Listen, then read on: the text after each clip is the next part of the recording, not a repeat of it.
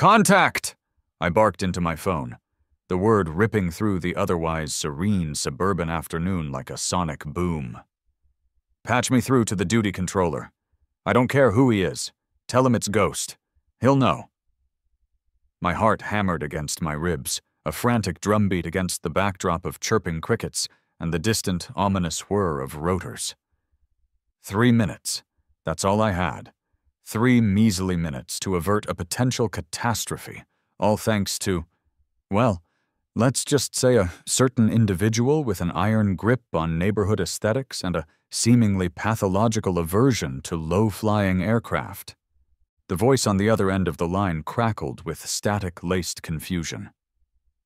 Sir, who is this, and what is the nature of your emergency? Emergency? I scoffed, pacing the length of my newly laid, and, as I was soon to find out, highly contested patio. Lady, an emergency is when a 777 loses an engine over the Atlantic.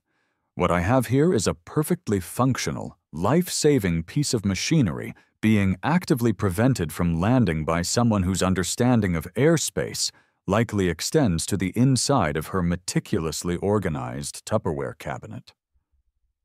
A longer pause. I could practically hear the gears grinding in the dispatcher's mind, trying to reconcile my urgent tone with the utter lack of sirens in the background. Sir, are you reporting a noise complaint? Noise complaint? I repeated, my voice rising an octave. There's a Nightingale Life flight circling overhead trying to land and get someone to the damn hospital, and your priority is decibel levels? I pinched the bridge of my nose, the years of controlled chaos, of calmly directing multi-million-dollar aircraft through blinding storms and congested airways, threatening to boil over. Look, just do it. Ghost to duty controller, now. Another agonizing few seconds ticked by, punctuated only by the increasing urgency of the helicopter's whomp whomp whomp as it tightened its holding pattern. My gaze was locked on the green space behind my property, a perfectly manicured expanse of lawn that, under normal circumstances, represented the pinnacle of suburban conformity. Today, it was a potential lifeline, currently being held hostage by Brenda. Brenda. Just the name conjured an image of a meticulously coiffed helmet of hair, perpetually pursed lips, and the glint of righteous indignation in her eyes. Our relationship, if you could call it that, had been a slow-motion train wreck ever since Sarah and I had moved into Whispering Meadows 3 months ago. My cardinal sin? Wanting to build an observatory in my own damn backyard. Apparently, a 10-foot dome violated some obscure clause about harmonious architectural aesthetics, or some such nonsense. The woman treated the HOA bylaws like the 10 Commandments, and she was Moses with a perm and a poison pen. The voice on the phone returned, slightly less bewildered. Sir, I have a controller on the line for you. Stand by. Finally. A familiar, if slightly surprised, voice filled my ear. Ghost? Callahan? Is that really you? What in the... Where are you? Hey, Chip, I said, my voice dropping back into the calm, authoritative tone that had once filled the airwaves over Kandahar. Yeah, it's me. Look, I'm on the ground, civilian life, the whole 9 yards. But we have a situation here. Nightingale 1-2, a 407 GX, is in a holding pattern at 500 feet. Immediate medical transport. Reason for delay? A ground obstruction issue routed through local PD. Apparently, some concerned citizen filed a complaint. I could hear Chip's incredulous snort through the phone. A ground obstruction? What, someone put out a badminton net? Worse, Chip, way worse. Tell them the LZ is clear. I say again, the landing zone is 100% clear of all obstructions and personnel. They are cleared to land at my coordinates. I glanced at my phone, the GPS pinpointing my exact location. 34 degrees, 44 minutes north, 84 degrees, 28 minutes west. I am assuming ground control. Any FAA inquiry can be directed to me. Understood? Understood, Ghost. Stand by 1. The tension in the air was thick enough to cut with a butter knife. The whomp whomp whomp seemed to falter for a moment, then picked up again, still circling, still hesitant. Brenda, the architect of this airborne absurdity, was nowhere in sight. Probably still on the phone with the poor sap at the non-emergency line, detailing the egregious disruption to her afternoon tea. My gaze swept across my backyard, the meticulously leveled patch of earth where my observatory would soon stand, a beacon of scientific curiosity in a sea of suburban monotony. The irony wasn't lost on me. I'd spent 2 decades ensuring the safe passage of aircraft through some of the most hostile and congested airspace on the planet. Now, my biggest challenge was navigating the treacherous terrain of neighborhood politics. Nightingale 1-2, Chip's voice crackled back, laced with a newfound urgency. Ground control advises LZ is clear at your reported location. You are cleared for immediate descent. Confirm visual. A wave of relief washed over me as, a moment later, I saw the helicopter bank sharply, its powerful searchlight cutting through the afternoon haze as it lined up for its final approach. The pitch of the rotors deepened, the ground beneath my feet vibrated, and then, with a controlled grace that belied its urgency, the medical transport helicopter descended onto the perfectly manicured green space. Brenda chose that precise moment to reappear, marching across her lawn with the determined stride of a 5-star general inspecting her troops. Her face was a mask of fury, her arm raised in a futile attempt to wave off the multi-million-dollar aircraft that was now settling gently onto the grass. The look on her face when the medics spilled out, sprinting towards the Hendersons' house with their gurney, was priceless. Her unadulterated disbelief colliding head-on with the stark reality of a life-or-death situation. "You!" she shrieked, pointing a trembling finger at me as the helicopter's rotors began to slow. "You had no right!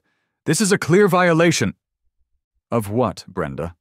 I interrupted, my voice dangerously low. "Of common decency? Of basic human empathy? Or is there a specific bylaw in your little rule book that prohibits saving someone's life?" The arrival of 2 bewildered-looking police officers, sirens silenced but lights still flashing, effectively cut off Brenda's tirade. It seemed her call to the non-emergency line had finally been escalated. This was going to be interesting.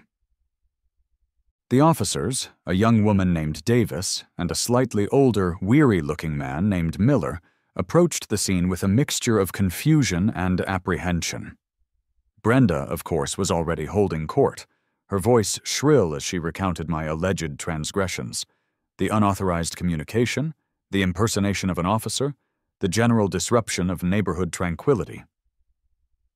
"He called himself Ghost," she practically spat, her eyes wide with indignation. "He was making demands. He cleared airspace. Who does he think he is?" Officer Miller turned to me, his expression a carefully neutral blend of professional curiosity and suburban resignation. "Sir, this woman is alleging that you interfered with an official emergency response and made unauthorized communications with aviation authorities. Can you explain your actions?" I took a deep breath, trying to inject a semblance of calm into my voice. "Officer, a medical transport helicopter was attempting to land here to evacuate Mr. Henderson. This woman actively tried to prevent it, citing HOA violations. The delay could have had serious consequences. I contacted the appropriate air traffic control facility to confirm the landing zone was clear and ensure the helicopter could land safely," Brenda sputtered, her face turning an alarming shade of purple. "He admitted it. He bypassed the proper channels. At that moment, one of the paramedics jogged over, his face grim but relieved. "Excuse me, officers. Are either of you the person who made the call to air traffic control?" I raised my hand. That was me. The paramedic's handshake was firm. Thank God you did. We were about to divert to the hospital, which would have added at least 15 critical minutes. Every second counts with a cardiac event like this. You might have saved his life. He gave Brenda a withering look.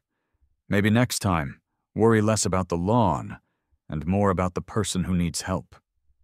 The officer's demeanor shifted instantly. Officer Davis's eyebrows shot up, while Officer Miller's gaze hardened slightly as he turned back to Brenda. Ma'am, interfering with emergency medical services is a serious offense, and filing false reports is also against the law. I suggest you refrain from making any further unfounded accusations. Brenda deflated like a punctured balloon, her righteous fury momentarily extinguished by the paramedic's stark assessment of the situation. The officers took her statement, a significantly less dramatic version than her initial outburst, and after a few more questions, they left, shaking their heads.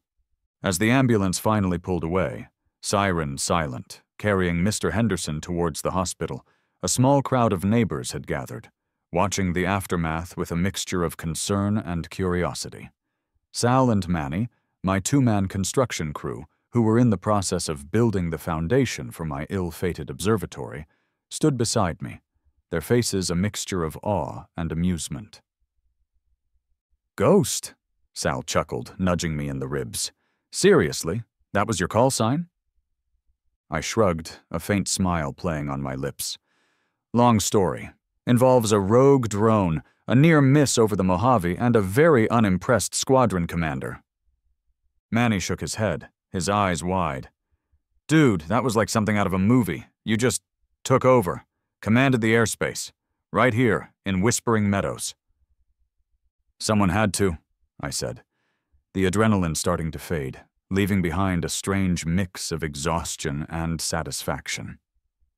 Brenda wasn't exactly being helpful. Helpful? Sal snorted. That woman would argue with a saint about the proper way to arrange a halo. Tell me about it, I muttered, glancing at the ominous stack of violation notices that had arrived in my mailbox just yesterday. Fines for the contractor's truck being parked outside designated parameters, a warning about unapproved landscaping materials. Apparently, river rock was a no-no, and, of course, the cease and desist order on my observatory, pending review by the Architectural Harmony Preservation Committee, chaired, naturally, by Brenda. Later that afternoon, as Sal and Manny meticulously continued their work on the observatory's concrete pad, a small car pulled into my driveway. It was Mrs. Henderson's daughter, Sarah, carrying a freshly baked apple pie. Mr. Callahan, she said, her voice thick with emotion. I just wanted to thank you. The paramedics said you made a call that saved his life. He's stable now. They're running tests, but... She trailed off, tears welling in her eyes. He's a good man, Mrs. Henderson, I said, feeling a lump in my own throat. Glad I could help. As she left, clutching the empty pie dish, I looked at the concrete foundation taking shape in my backyard. It wasn't just about the observatory anymore. It was about more than escaping the light pollution and the terrestrial stupidity, as I jokingly called it. It was about standing up to the petty tyranny of people like Brenda. She's gonna come after you, you know, Manny said, wiping sweat from his brow. With everything she's got. I looked at Sal, then back at Manny. A slow smile spread across my face. Let her come. I've dealt with worse headwinds. The backlash from Brenda was swift and predictable. The next week was a Kafkaesque nightmare of bureaucratic red tape. More violation notices flooded my mailbox, each one more absurd than the last. I was fined for unauthorized pedestrian traffic across common green spaces. Apparently, walking to talk to the paramedics was a punishable offense, for disrupting the aesthetic equilibrium of the neighborhood with excessive emergency vehicle presence, and most laughably, for creating a flight hazard by existing. The cease and desist order on the observatory was officially upheld pending a full review, scheduled for the next HOA meeting. Brenda, emboldened by her perceived authority, sent me increasingly aggressive emails, peppered with bolded bylaw citations and thinly veiled threats of legal action. "She's relentless," Sarah said one evening, scrolling through the latest email on her phone, her brow furrowed with concern. "This is getting ridiculous, Alex." "Relax," I said, leaning back in my chair. "Brenda thrives on intimidation. The key is to not be intimidated." Behind the scenes, however, Operation Overlord, as Sal had dubbed it, was in full swing. While I meticulously reviewed the HOA bylaws, searching for loopholes and inconsistencies, Sal and Manny were working their network of contacts within the neighborhood. They talked to other contractors who had been on Brenda's bad side, to homeowners who had chafed under her autocratic rule, and to anyone who had a story to tell about the iron-fisted reign of the Queen of Whispering Meadows. The information they gathered was illuminating.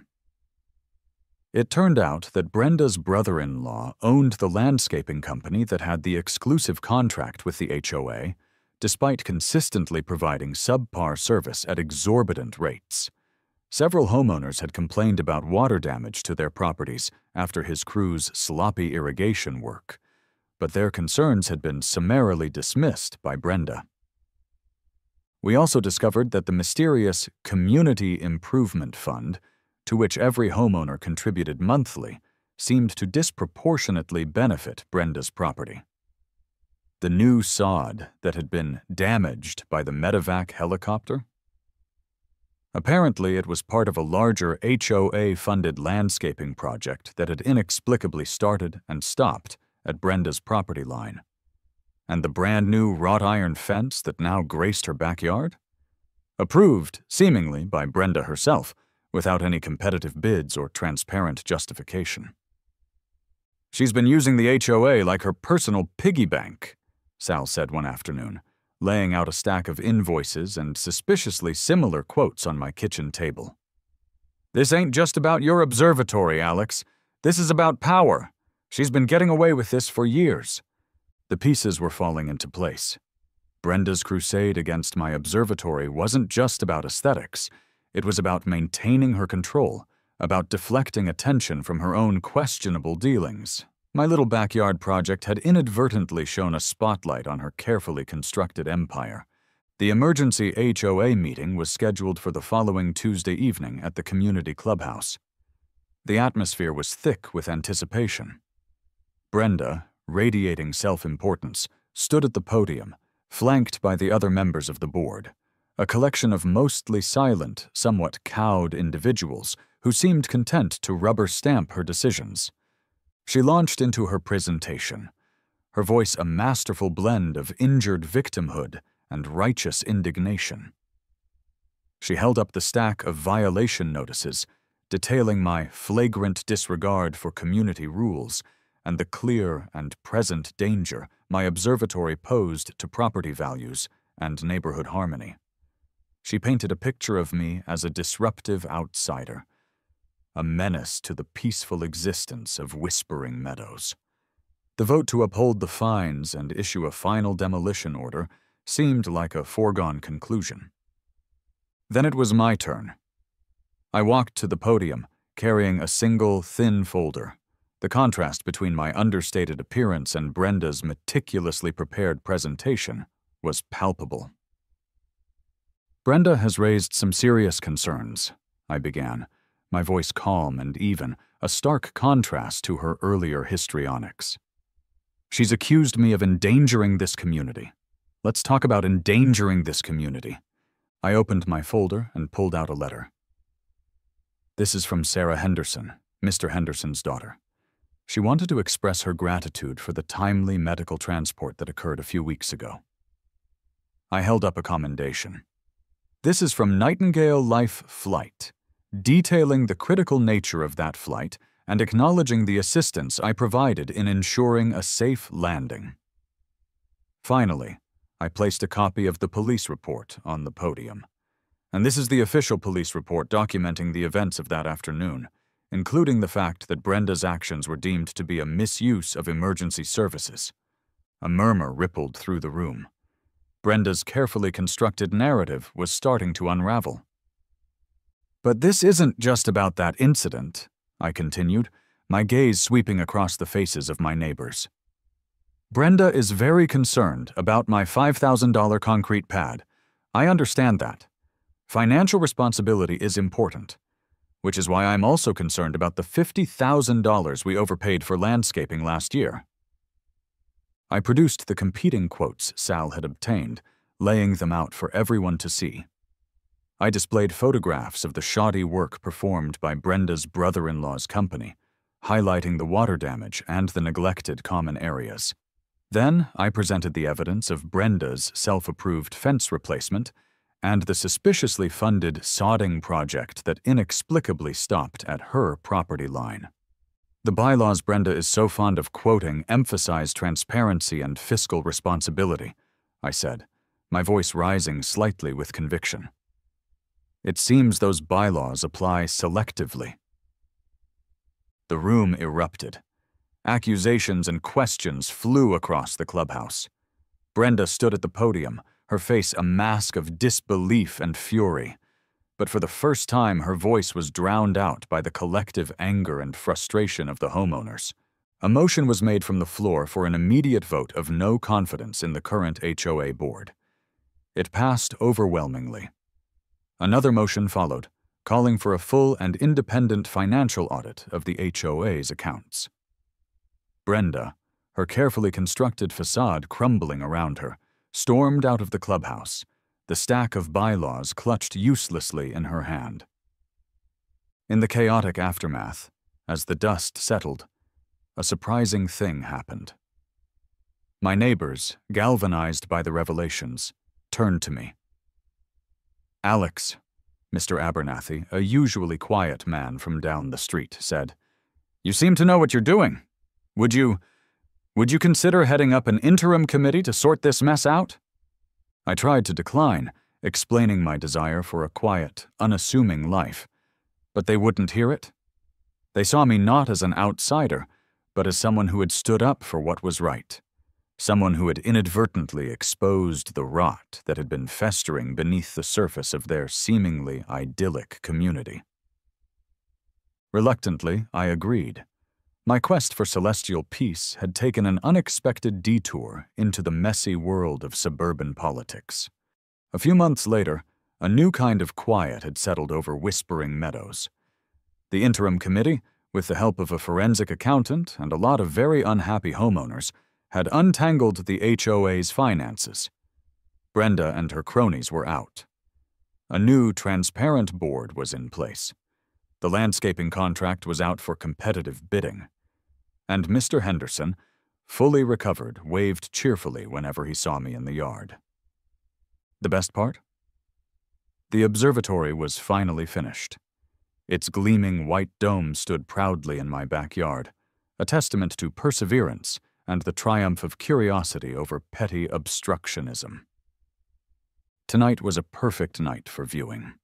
The sky was a vast, inky canvas dusted with the brilliance of 1,000,000 stars. Inside the dome, the powerful telescope hummed softly as I adjusted the focus, the intricate mechanics a comforting counterpoint to the chaotic symphony of the suburbs. Sal and Manny were with me, leaning against the wall, sharing a couple of beers. They'd become more than just contractors. They were allies, comrades in arms in the battle against bureaucratic absurdity. "So, Mr. Interim President," Manny said, taking a swig of his beer, "see anything interesting up there?" I peered through the eyepiece, marveling at the swirling colors of a distant nebula. Galaxies, Manny. Nebulae. The silent, orderly dance of the cosmos. It's almost as peaceful as a properly managed airspace. I leaned back from the telescope and grinned at them. The faint womp-womp-womp of a helicopter, a non-urgent flight passing high overhead, drifted through the open doorway. All three of us froze for a beat, then looked at each other and burst out laughing. I raised my beer in a silent toast. "To a clear LZ," I said, the words carrying a weight of meaning far beyond their literal sense. In the sky and on the ground. The universe stretched out above us, vast and indifferent to the petty squabbles of suburban life. Here, under the silent gaze of distant stars, I had finally found my peace. A different kind of quiet, perhaps, than the one I had initially sought, but a far more satisfying one. The quiet of a battle won, of a community restored, and of a clear view of the wonders beyond. And as I looked back up at the cosmos, I knew that even in the most grounded of lives, there was always room for a little bit of ghost to take flight.